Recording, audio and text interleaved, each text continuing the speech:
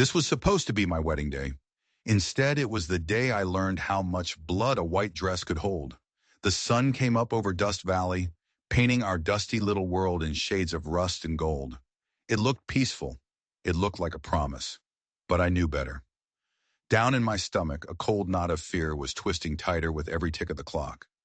22 years I'd lived in this town, and all of them had led to this one terrible morning. In the cracked mirror of my childhood room, a stranger stared back at me. She was wearing my mother's wedding dress, a delicate thing of ivory lace that had yellowed over 30 hard years. Ma said it held the grace of better times. To me, it felt like a shroud. My fingers, shaking like leaves in a windstorm, fumbled with the high lace collar. It felt like it was choking me. "You look beautiful, dear," Ma whispered, coming into the room. Her hands, rough from a lifetime of working our stubborn patch of land, tried to smooth my hair. I saw her eyes in the mirror. They used to be bright with hope, back before Pa took the loan from the Hargroves. Now they were just full of shadows. She handed me some tea, but I couldn't drink. I couldn't do anything but stare at the woman in the glass and wonder how she'd gotten here. Her gaze lingered on the collar of the dress. Her lips pressed into a thin, white line. She wanted to say something. I could see the words trapped behind her teeth, desperate to get out. But she couldn't. None of us could. The Hargroves owned this town. They owned the bank. They owned the mill. And after today, they would own me. Outside, the whole town was getting ready for the party. Wagons creaked, kids laughed, horses whinnied. They were decorating the chapel with wildflowers and wheat stalks, all for the wedding of the decade. The union of Mary Ann Miller and Thomas Hargrove. A blessing, they called it. A smart match. I called it a death sentence. A heavy knock on the door made me jump. It was Pa. He's a man of few words, carved out of rock and sun and silence. He held a small wooden box. "This was your grandmother's," he grunted, opening it to show a little gold cross on a chain. He fastened it around my neck, his rough fingers fumbling. His jaw was clenched so tight I thought it might crack. He wouldn't meet my eyes in the mirror. He just stared at the clasp like it was the hardest puzzle in the world. When he was done, his hands rested on my shoulders for just a second. It was the most affection he'd shown me in months. "Thomas is waiting," he said, his voice flat. "Half the county's here to see you wed." The name, Thomas, sent a shiver right through my bones. I pulled my shawl tighter. Thomas Hargrove, heir to the biggest cattle ranch in 3 counties. Handsome, charming, rich. Every girl in Dust Valley had wanted him, and he had chosen me. I should have been the luckiest woman alive. So why did my stomach feel like it was full of snakes? Why did the hidden bruise on my ribs suddenly throb with a dull, aching beat? I sank onto the bed, the weight of it all pressing me down. Thomas. His smile that never ever reached his cold blue eyes. His hands that could be so gentle when people were watching, and so cruel when we were alone. The bruise was from last week. He said I'd startled him. I had disagreed about the color of the curtains for our new house. A silly, stupid thing. But his temper flared like a prairie fire. It was an accident, he'd said later, his arms full of flowers from his mother's garden. It would never happen again, he'd promised. But it had happened before. The fingerprints on my arm that took a week to fade. The shove that sent me stumbling into a wall because I laughed too loud at something his cousin said. Each time he was sorry. Each time there were gifts and promises. "After we're married, everything will be different," I whispered to myself. It was a lie, and I knew it. But it was the only thing keeping me from screaming. The church bell rang. 1 hour. I stood up, smoothing the old lace. This was it. This was my future. I was a Miller, and Millers didn't run. I walked to the window looking down on the celebration, and that's when I saw him. A stranger, a drifter by the looks of him. Dust-covered coat, weathered hat, leaning against a post like he had all the time in the world. He was just watching, but not like the others. He saw the cracks in the paint. He felt the tension under the fake smiles. He was reading our whole sad little town like a book. And then he looked up. Right at me. Our eyes met across the street, and in that moment, I swear, that total stranger saw me more clearly than anyone in my whole life. He saw the girl in the borrowed dress, wearing her grandmother's cross, about to marry a monster. He saw the truth. And then he was gone, tipping his hat and turning away. But something had changed. A tiny seed of, what, hope? Defiance? I didn't know.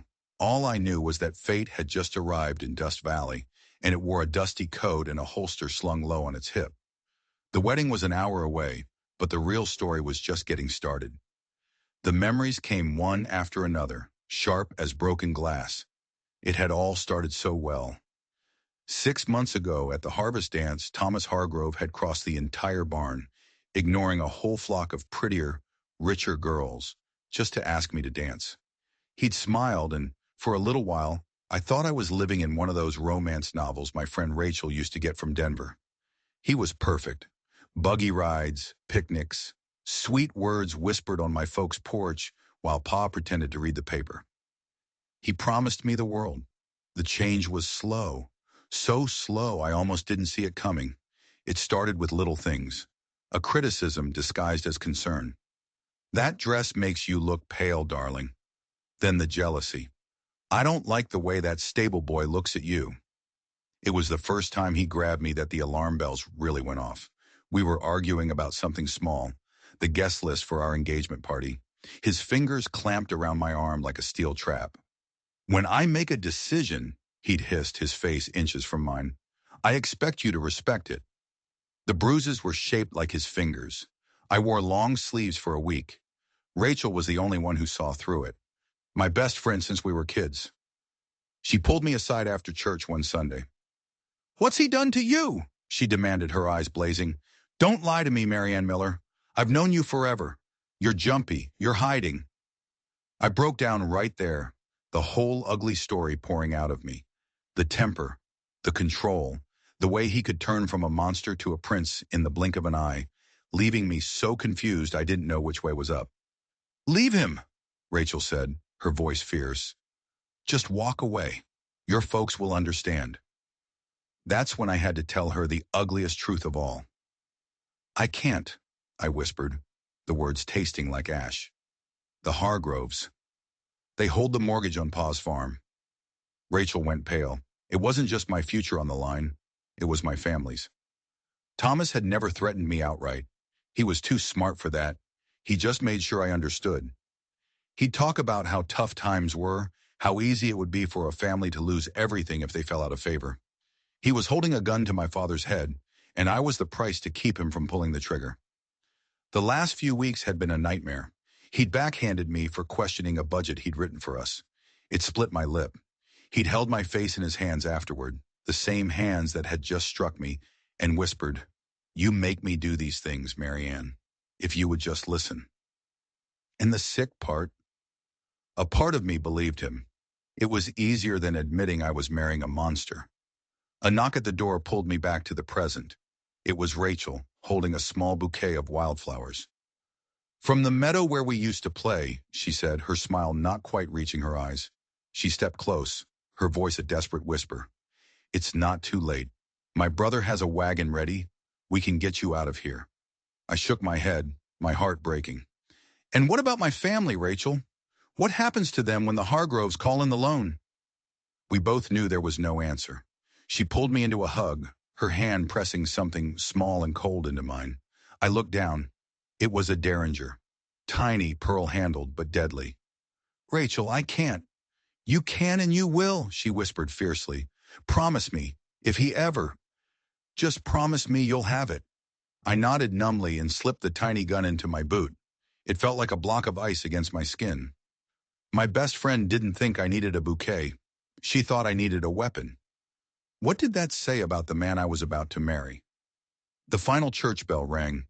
Half an hour. Rachel helped me with the veil. I felt like I was dressing a corpse. I was walking a path someone else had chosen for me, a path that led straight off a cliff. But as I took one last look out the window, I saw him again. The stranger. Caleb Cross, I'd later learn was his name. He was still there, watching. And it felt like he was the only person in the whole world who knew I was walking to my own execution. And for some reason, that gave me the tiniest sliver of strength. I didn't know why he was in Dust Valley. I didn't know what he wanted.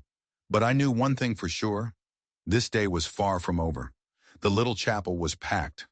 Everyone who was anyone in Dust Valley was crammed into those pews, sweating in their Sunday best. The air was thick with the smell of lavender and dust and hypocrisy. Reverend Whitmore stood at the altar, looking worried. He'd seen the way Thomas looked at me. He'd seen the way I flinched. But like everyone else, he was powerless. The front pews were a monument to the Hargroves' power. Judge Harrison, Doc Muller, all the bigwigs, all of them smiling and nodding, all of them bought and paid for. The Hargrove family took up the whole right side. William Hargrove, the father, a hard, cold man who looked like he'd been chiseled from granite, and his wife, Charlotte, a nervous little bird of a woman who fluttered a fan in front of her face constantly. And then there was Thomas, standing at the altar, looking like a king in his black coat and silk vest. He was handsome, I couldn't deny that.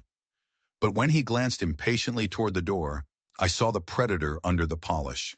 In the very last pew, half hidden in the shadows, sat Caleb Cross. He'd slipped in just before the doors closed, quiet as a ghost. He wasn't like the townsfolk, fidgeting and gossiping. He was perfectly still, his storm-gray eyes taking in everything. He'd spent the last hour in the saloon, listening. He'd heard the whispers. He knew the Millers were in trouble. He knew the bride-to-be was walking on eggshells. He was putting the pieces together, and the picture they were forming was an ugly one. Then the doors opened.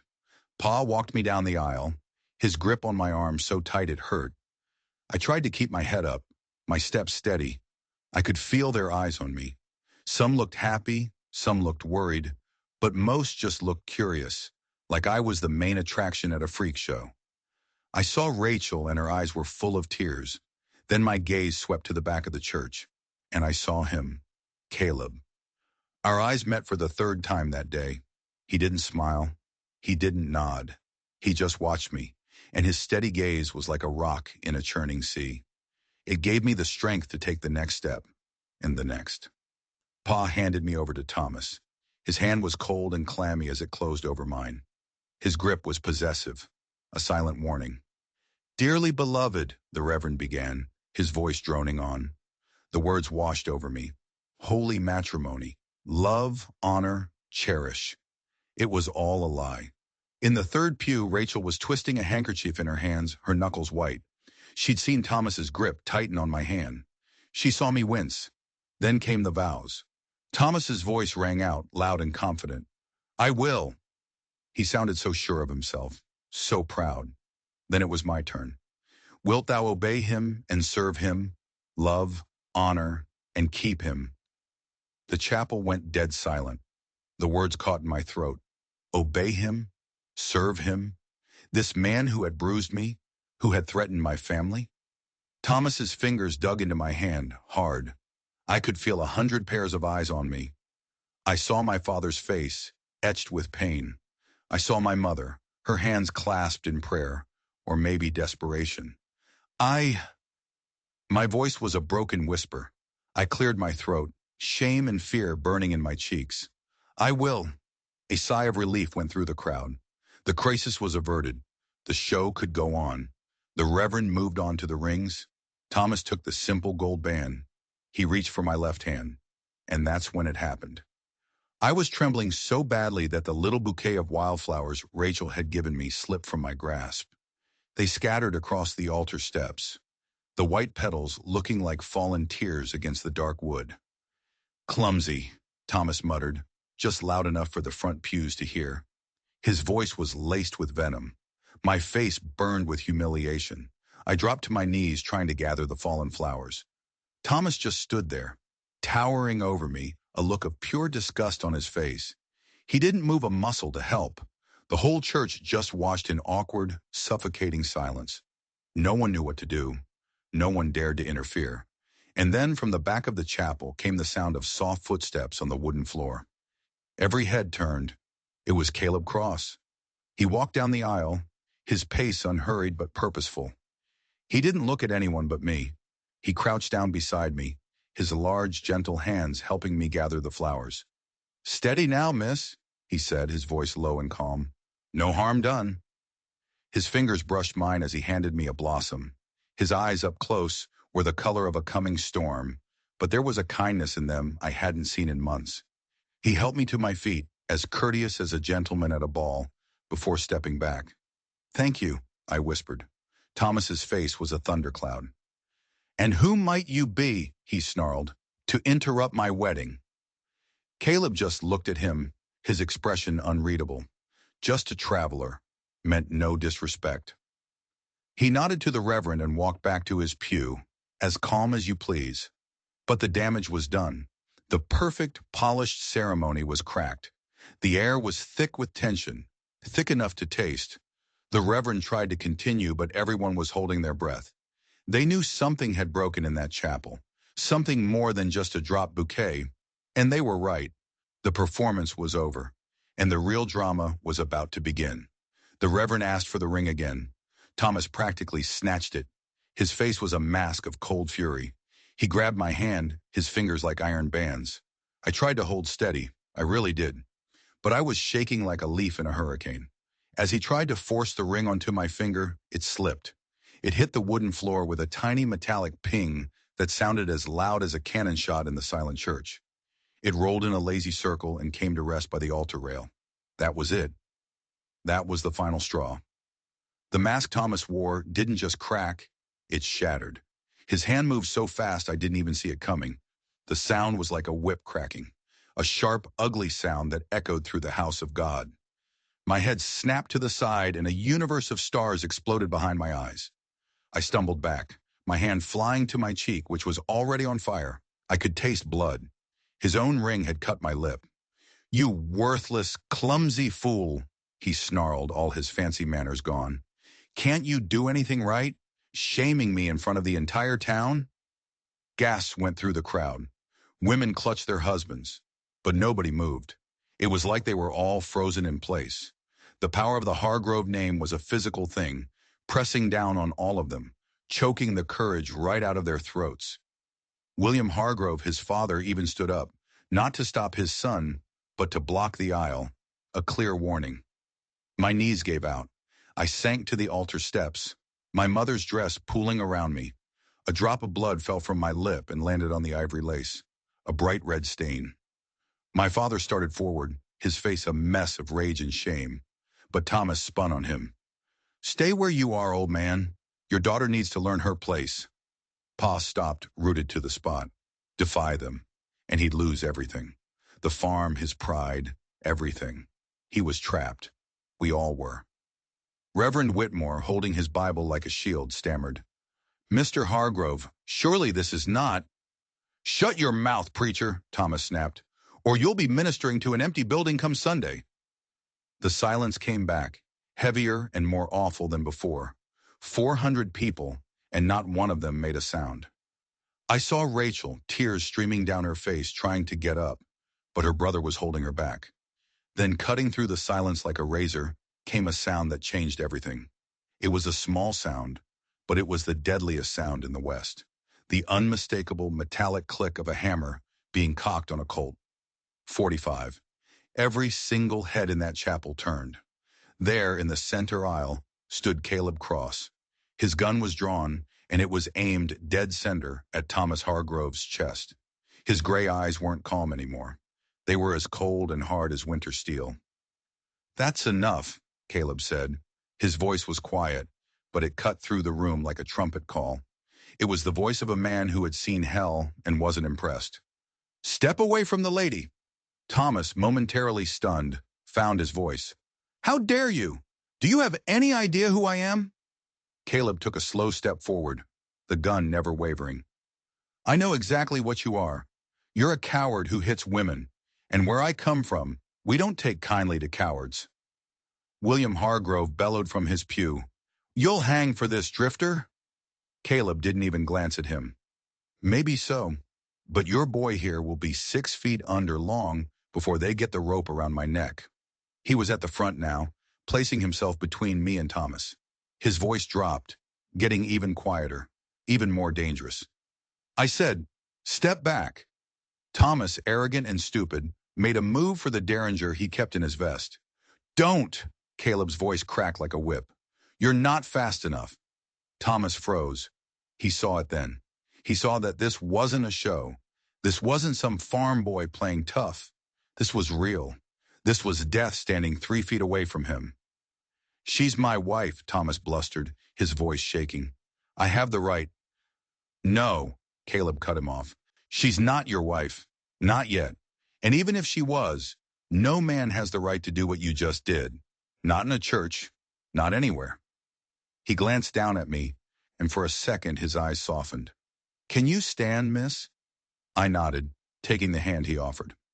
As I stood, the blood on my face and dress was a stark accusation for everyone to see. "This is an outrage!" Charlotte Hargrove shrieked. "Marshal Wheeler, arrest this man!" The town marshal, a fat man who owed his job to the Hargroves, looked about as comfortable as a cat in a dog kennel. He didn't move an inch. He knew a real gunman when he saw one. Caleb looked around at the silent, watching faces. "You all saw it," he said, his voice ringing with authority. "You saw him strike her. If you let this marriage happen, you're all accomplices. Every tear she sheds from now on will be on your hands." I finally found my voice. It was shaky, but it was mine. "He's right," I said, touching my bleeding lip. "He's been hurting me for months. This is who he is." "Lying witch!" Thomas roared, lunging for me. Caleb moved like lightning, not with his gun. The barrel of the Colt swung in a short, brutal arc and connected with Thomas's temple. He dropped like a sack of grain, hitting the altar steps with a sickening thud. A collective gasp went through the chapel. Caleb stood over him, the gun now hanging loosely in his hand. He looked at the Hargrove family. "Anyone else?" he asked, his voice dangerously mild. William Hargrove had gone the color of spoiled milk. All his bluster was gone, replaced by the stunned silence of a man who had just seen the world turn upside down. The spell was broken. The fear that had held Dust Valley hostage for a generation had just been shattered by one man, a gun, and a refusal to look away. The wedding was over, but the war had just begun. Thomas groaned on the floor, and his mother rushed to his side, cradling his head like he was a wounded child instead of a grown man who'd just been pistol whipped for beating his bride-to-be. He struggled up, blood trickling from a gash on his temple, his face a twisted mess of hate and humiliation. "You'll pay for this," he snarled at Caleb. "Nobody, and I mean nobody, strikes a Hargrove and lives to see the sunrise." Caleb just stood there, calm as a summer morning. "That's where you're wrong, boy. I've faced men a whole lot meaner than you, and I'm still breathing. You don't scare me." William Hargrove finally found his voice. "This is not over. This saddle tramp will hang." "Not in my church, he won't," Reverend Whitmore suddenly boomed, his voice filled with a courage he hadn't possessed 5 minutes ago. "There will be no more violence in the house of God." Thomas laughed, a raw, ugly sound. "Your church, old man? My family owns this land, this building, and this whole pathetic town. You'll be lucky if we let you stay on as the janitor." That's when it happened, the first crack in the dam. Judge Harrison stood up. He was a man who had bent to the Hargroves' will for 15 years, but seeing me struck down at the altar had pushed him too far. "William," the judge said, his voice steady and clear, "prosperity without justice is just tyranny, and this town has been a tyranny for too long." "Ethan, you don't know what you're saying," William warned, his eyes narrowed. "Think about your position." "I am," the judge replied, "and I'm thinking about all the accidents on your ranch, all the workers who just disappeared, all the young women, like my own niece, who suddenly had to leave town." A murmur went through the crowd. The judge had just spoken the unspoken. He'd given voice to the dark whispers that had haunted Dust Valley for years. People started shifting in their pews, physically moving away from the Hargrove family. "You're all fools," Charlotte Hargrove shrieked. "Without us, this town is nothing." "Maybe that's the problem," Doc Muller said, standing to join the judge. "Maybe it's time Dust Valley learned to stand on its own 2 feet. Thomas, his face turning a shade of purple I'd never seen before, pointed a shaking finger at Caleb. "You, drifter, I challenge you. Right here. Right now." "Thomas, no!" his mother cried, but he shoved her away.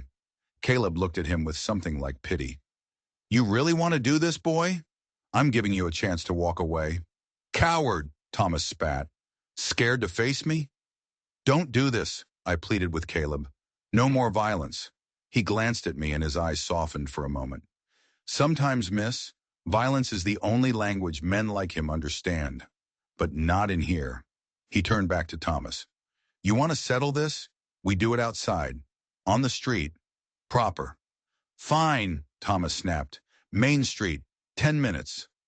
The chapel exploded into chaos. People scrambled for the doors, desperate to see the showdown.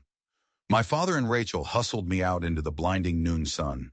The whole town was already lining the street, a strange mix of fear and excitement on their faces. Caleb walked to the center of the road, calm and unhurried. He took off his coat. He wasn't a drifter anymore. He was a lawman, a judge, and an executioner all rolled into one.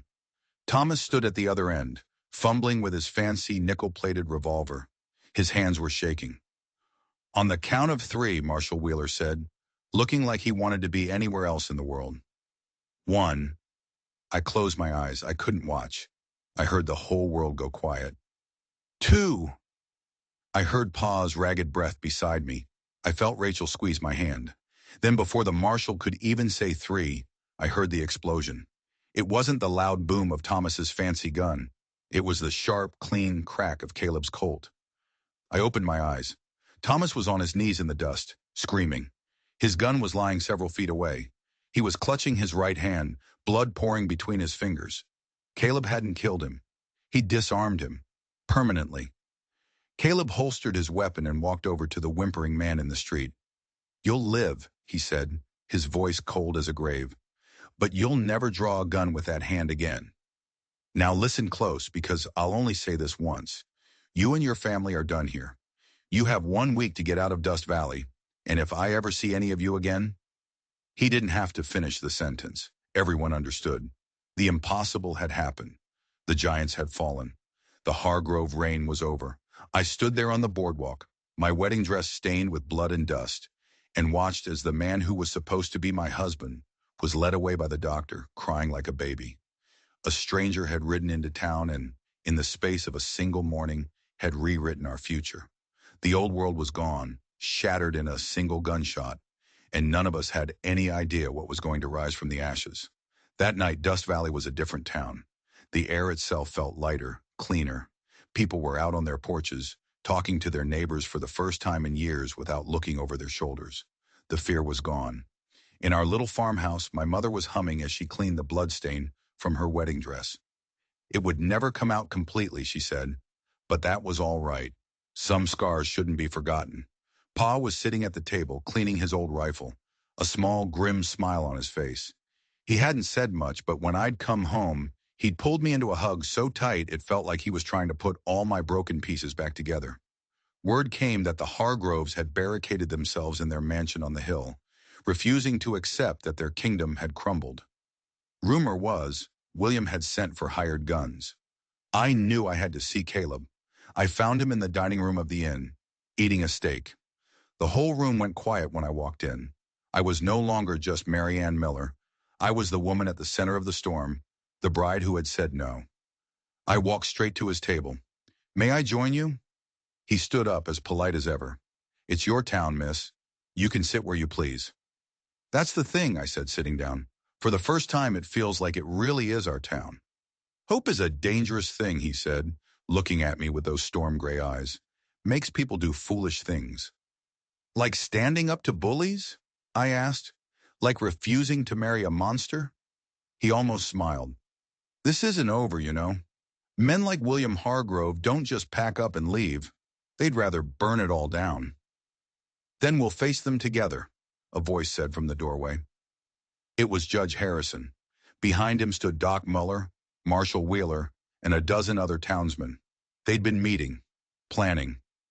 The judge explained that the Hargroves' power was built on a house of cards, illegal loans, fraudulent deeds, blackmail. They owned the bank, but they didn't own the law. Not anymore. Marshal Wheeler, looking ashamed but determined, unpinned his badge. He held it out to Caleb. This town needs a real lawman, someone they can't buy. Caleb just shook his head. I'm no lawman, just a drifter. You were, I said, my voice soft but clear. But maybe you could be more. Maybe this is a place worth staying. Before he could answer, the door flew open. It was little Tommy Chen, the laundryman's son, his eyes wide with terror. They're coming, he gasped. The Hargroves. They've got hired guns with them. A dozen of them. They're heading for the jail, shouting about arresting Mr. Cross for attempted murder. A wave of fear washed through the room. It was one thing to cheer from the sidelines. It was another to stand in the line of fire. Caleb stood up, checking his Colt. His face was calm, resolute. Anyone who walks out that door with me is putting their life on the line, he said, his voice quiet but firm.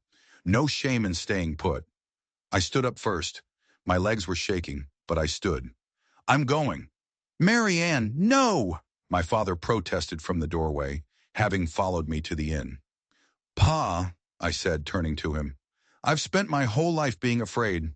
I won't live like that anymore. I pulled the little derringer Rachel had given me from my pocket. It felt solid in my hand. This started with me. I'm going to help finish it. And then one by one others stood. Judge Harrison, Doc Muller, even the timid innkeeper, Josiah Polk. Marshal Wheeler pinned his badge back on. Guess I've got one more job to do, he said. We filed out into the street. It was dusk. More people came out of their homes, some with rifles, some with shotguns, some with nothing but the courage of their convictions.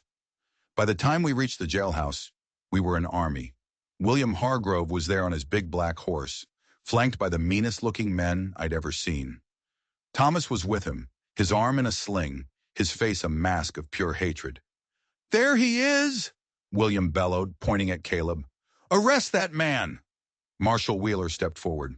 On what charge, Mr. Hargrove? Your son drew first in a fair duel. The only crime committed here was the one he committed in the church this morning.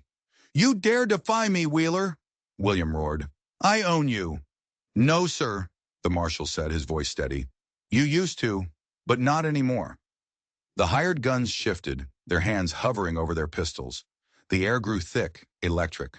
You could feel it, the moment teetering on a knife's edge between a peaceful resolution and a bloodbath. It's over, Hargrove, the judge called out. Leave now, or face justice for everything you've done. This isn't over, William snarled. I will ruin this town. I will salt the earth so nothing ever grows here again. Try it, Caleb's voice cut through the tension. But remember, I'll be watching, and next time, I won't aim for the hand. You could see the calculation in William Hargrove's eyes. He looked at Caleb. He looked at the 50 townsmen standing behind him, armed and ready. He saw me, standing there, not cowering but meeting his gaze, and he knew he had lost. Slowly, spitting a curse into the dust, he turned his horse. We're leaving, he commanded, but this is not finished. As they rode out of town, a ragged cheer went up from the crowd. We had done it. We had faced the dragon and won. I stood next to Caleb, watching them disappear into the growing darkness. Thank you, I said. He looked down at me, and for the first time a real smile touched his lips, transforming his rugged face. No, he said. Thank you for reminding me what's worth fighting for. The war wasn't over, but we had won the first, most important battle. We had won back our town, and we had won back our souls. The next 3 days were the strangest Dust Valley had ever seen. A town meeting was called at the courthouse. It wasn't a trial, not yet. It was a reckoning. Judge Harrison put me on the stand first. My voice shook, but I told them everything. Every threat, every bruise, every moment of fear. I told them about the mortgage on my father's farm, the invisible chains that had bound me to Thomas. When I finished, there was a dead silence. Then another woman stood up. Mrs. Weatherby, the banker's wife. She told the story of her daughter, a maid at the Hargrove Ranch who had been sent away to San Francisco after a terrible accident. We all knew what that meant. Then another stood, and another. A ranch hand who'd seen Thomas beat a horse to death. A shopkeeper who'd been threatened into forgiving the Hargroves' debts. Doc Muller confessed to patching up injuries he knew weren't accidents, his voice thick with shame. It was like a floodgate had opened. Years of poison, fear, and resentment poured out into that courtroom. The Hargrove family hadn't just been rich. They had been a disease, infecting every part of our town with their cruelty and corruption. By the end of it, the judge issued official warrants for the arrest of William and Thomas Hargrove. Assault, extortion, corruption. The list went on. But there was a problem. They were still holed up at their ranch, surrounded by those hired guns. Marshal Wheeler couldn't go in alone. "He won't be alone," Caleb said from the back of the room, and just like that, a posse was formed. My father volunteered. The Chen boys' father volunteered. Even Rachel Morrison stood up, her jaw set, and said she was coming too. This wasn't just about arresting two men anymore. This was about cleansing our town for good. "I'm going too," I said. "Marianne," my father started. "No, this started with me. I'm seeing it through to the end. I wasn't the scared girl in the wedding dress anymore. That girl was gone. I had faced down Thomas Hargrove. I wasn't about to hide now." We rode out at dawn, 30 of us, a strange army of farmers, shopkeepers, a doctor, and one very tired drifter. As we topped the last ridge before the Hargrove Ranch, we saw the smoke, thick black columns pouring into the clean morning sky. The whole ranch was on fire. Gunshots were cracking through the air, but they weren't aimed at us. The hired guns were fighting each other. A ranch hand came stumbling toward us, his face black with soot. "They've gone mad," he cried. "Old man Hargrove, he started shooting everyone. Said if he couldn't have the ranch, nobody could." We saw him then, William Hargrove, on the balcony of his burning mansion, firing a rifle wildly into the chaos below. He was screaming, raving like a lunatic. "I made you. I made this town. You are all traitors." Then Thomas appeared in the doorway below, and my blood ran cold. He was dragging a hostage, one of the young maids. He put a pistol to her head. "Stay back," he screamed, his eyes wild with terror and rage. "It's me you want, Thomas," I shouted, riding forward against everyone's warnings. "Let her go. This is between us." "Marianne," he cried, his voice breaking. "You did this. You ruined everything." He was falling apart, the last of his sanity slipping away. He saw me, dismounted, walking toward him, and something in him snapped. He shoved the girl aside and raised his gun, aiming it straight at my heart. I didn't even have time to be scared. 3 shots exploded, almost at the same time. One from Caleb's rifle, one from my father's old Colt, and one from Rachel's pistol. Thomas jerked, a look of shocked surprise on his face before he crumpled to the ground. Up on the balcony, William Hargrove saw his son fall, and he just started laughing, a high, terrible, cackling laugh as the flames engulfed the balcony behind him. He never came out. The fire took him, his mansion, and his entire empire of fear. By noon it was over. The Hargrove Ranch was a smoldering ruin. We rounded up the remaining hired guns and treated the wounded. The battle was won. As we prepared to ride back, Caleb found me standing alone, looking at the devastation. "You didn't cause this," he said gently, as if reading my mind. "You didn't make them cruel. All you did was refuse to be their victim. That's not a sin. That's courage." "What happens now?" I asked, my voice barely a whisper. "Now," he said, gesturing to the townsfolk working together, tending to the wounded, "now you rebuild." "And you?" I asked, my heart in my throat. "Will you stay?" He looked out over the prairie, the endless horizon he had traveled for so long. "I've been running for a long time," he said softly, "from things I'd rather forget. My brother, he was one of those ranch hands who disappeared a few years back. I came here looking for answers. So that was it. His justice was personal. I found them," he continued, "but I think I might have found something else too." He looked at me, and his storm gray eyes were clear. "Maybe it's time I stopped running." That evening we held a gathering in the church, the same church where my nightmare had begun. But tonight it was filled with hope. The town council had offered Caleb the marshal's badge. For real this time. He told me he was thinking about it. "Depend," he said, a slow smile spreading across his face, "on whether there's anything else worth staying for." Might be there is, I said, stepping closer than a proper lady should. Might be there's a woman who thinks a certain drifter cleans up pretty well. He offered me his arm and we walked back into the church, where a fiddle was playing a sweet, hopeful waltz. The old world had burned to the ground. But right there in the ashes, we were planting the seeds of a new one. And if you believe that courage can rise from the ashes, and that even the darkest night has to end, then do me a favor. Hit that subscribe button and ring the bell for notifications. Because the story of Dust Valley was just beginning, and trust me, you won't want to miss what happened next.